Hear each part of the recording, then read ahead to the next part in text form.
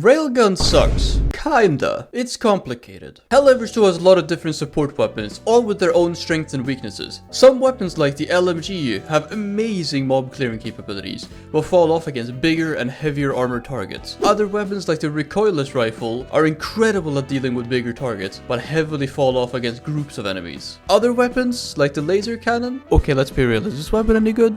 Does it even do something? I mean, like last time my friend ran this weapon, he got a total of 0 kills with it, so I don't even know. Like, is this even a weapon? Arrowhead, please buff, please? The Railgun falls in the second category. A weapon that is insanely strong at dealing with big targets, but falls off against big mobs of enemies.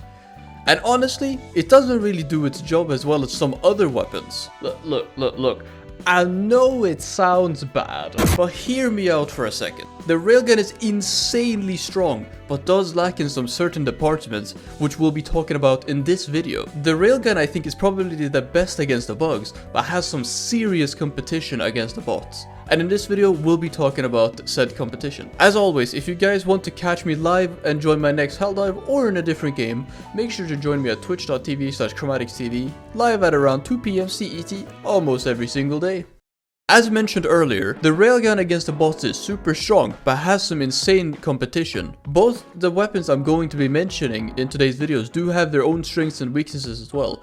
And in the end, it is up to the player whether or not they want to run them or not. But starting off with the Railgun. The Railgun's main specialty is that it can pierce every type of armor in the game, meaning that you can easily deal with tanks, bile titans, chargers, hulks, and you can even deal with artillery towers as well as side objectives like spore spewers, anti-air emplacements, mortars, or even broadcasts. Though broadcasts take upwards of probably 60 shots to deal with, unlike some of the other ones. The main drawback with the Railgun is its limited ammo capacity, only being able to hold up to a total of 21 shots, with a slow fire rate due to the need to reload after every shot. Due to this, it struggles even harder versus bigger hordes of enemies. Though, let's be real, who in their right mind would use this weapon to blast low-level enemies? That's like using Exodia versus a toddler. This makes the Railgun extremely bad with a longer cooldown modifier due to the ammo becoming way more scarce.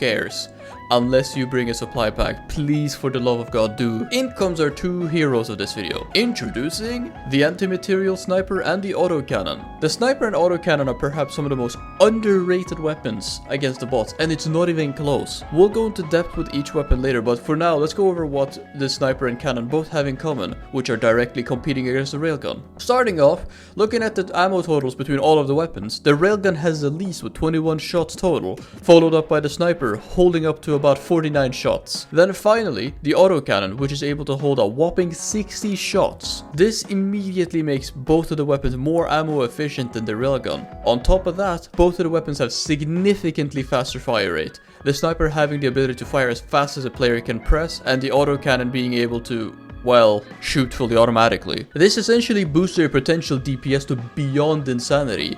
That is, as long as you can hit all of your shots. The biggest weaknesses of both of the weapons is the lack of Railgun's armor penetration, meaning that the Railgun has more room for error, whilst the autocannon and sniper needs to be way more precise in order to be fully optimal. That's about the general strengths and weaknesses that both of the autocannon and sniper have versus the Railgun. So let's go over to individual weapons and their strengths and weaknesses.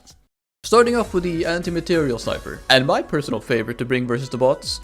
As mentioned earlier, the sniper has very good ammo efficiency and insanely high fire rate, if you decide to rapid fire, that is. On top of that, the sniper probably has the best scope of them all, due to it having a nice crosshair and the ability to swap modes on, but that is mainly a personal opinion. Some may like the sniper scope, others may not, but personally I really like it. The sniper can also deal with walkers, in which it requires 3 shots to break the frontal plating, but it also 1 to 2 hits berserkers and devastators depending on where you hit them. It can also 2-shot hulks if you aim for the visor, and make quick work with tanks and artillery towers and side objectives, which have heat sinks. Like the anti-air emplacements, due to its absurd fire rate, being able to put democratic lead into the weak spots the size of your mom. Got him! The weaknesses of the sniper start to arrive when we take armor into account, where it really struggles versus anything with a lot of armor and next to no weak spots. Like the chargers for example, or bile titans, completely countering the weapon unless a weak spot is exposed, or in charger's case if you shoot it in the ass. The autocannon on the other hand,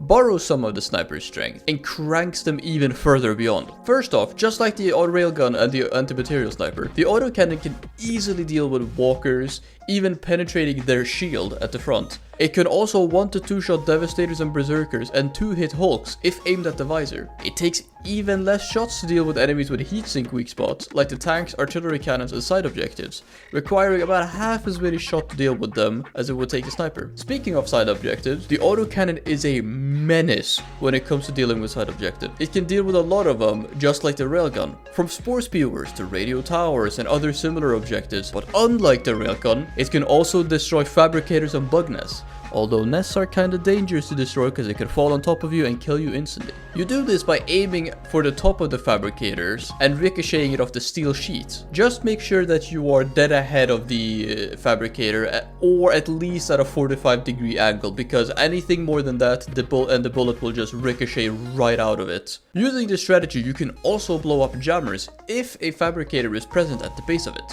saving you a grenade that you can use somewhere else. The biggest downside of the autocannon is that the reloads are very slow, even slower when reloading from empty, and forces you to stay still unless you have somebody to reload for you, and it taking up a backpack slot, meaning that you cannot run a supply pack, shield pack, or guard dogs, etc. It also has a pretty good scope, rivaling that of the sniper, but slightly falling behind due to it not having a variable scope. And I'm going to be honest, comparing both of the scopes to the Railgun is like night and day for me. I can't stand that shitty dot on the Railgun, it's too f***ing bright, come on. But does this mean that the Railgun is useless against the bots? Obviously no, but personally the Railgun just isn't as good as everyone thinks against the bot. Does this mean you should stop using the Railgun? No, not really, as all of the weapons have their strengths and weaknesses, but you should consider bringing other weapons in case you already have enough Railguns on your team, or if you want to spice up a run. Now we reached the end of the video. I hope you guys enjoyed this video. If you did, please consider subscribing, as it helps out trying to reach this year's goal. I do have a couple more videos planned on more weapons and how they work and any competition and stuff that